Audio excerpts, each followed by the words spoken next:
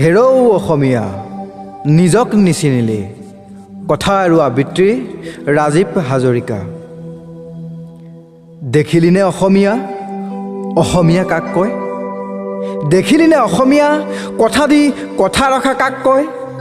দেখিলিনে অসমীয়া বৰ্জ্য কণ্ঠ কাক কয়? চা ঘূৰিছা ঐতিহ্যৰে গৰকা সৌ শিৱসাগৰলৈ এবাৰতো উলটিছা। ৰছীৰে বান্ধি বান্ধি চুচুৰাই নিয়া অৱৰুদ্ধ অক্লান্ত যোদ্ধাই বুৰঞ্জীত নাম ৰাখি লৌহ শিকলি ছিঙি উলটি আহিছে। সৌ আছা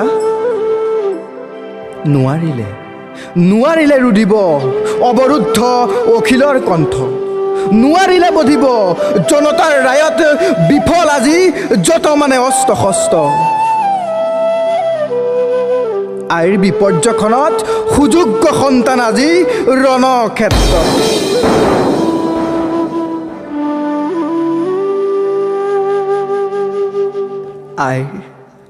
আইৰ বিননি জনতাৰ চকু পানী আৰু শিৱসাগৰীয়াৰ ৰায়ত বীৰ আজি কাৰামুক্ত।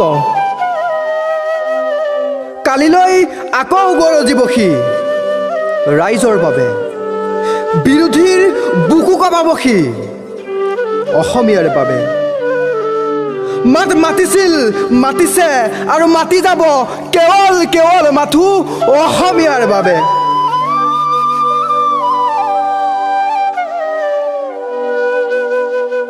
তহঁতিওতো বহুদিন ৰাজপথলৈ আহিছিলি, অসমীয়াই কা নেমানে বুলি বাৰে বাৰে চিঞৰিছিলি। পিছে ককাই এয়া কৰিলনো কি?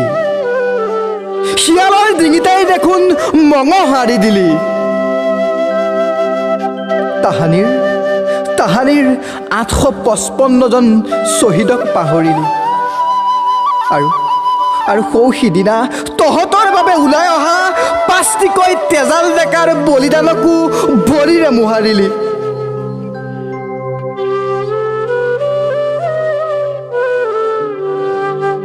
ভূপেন দাই গাইছিল, আজিৰ অসমীয়াই নিজক নিচিনিলে অসম ৰসাতলে যাব। এতিয়া আৰু যাবলৈ বাকী নাই, গ'ল আৰু যাব। কান্দিবি এদিন, হিয়া ঢকিয়াই কান্দিবি, দিনো ওচৰ চাপিল। সিদিনা বুজিবি অসমীয়াক কি কৰিলো বুলি।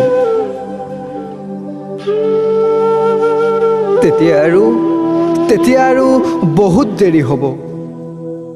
হেৰৌ অসমীয়া কি ভুল কৰিলি? হেৰৌ অসমীয়া তই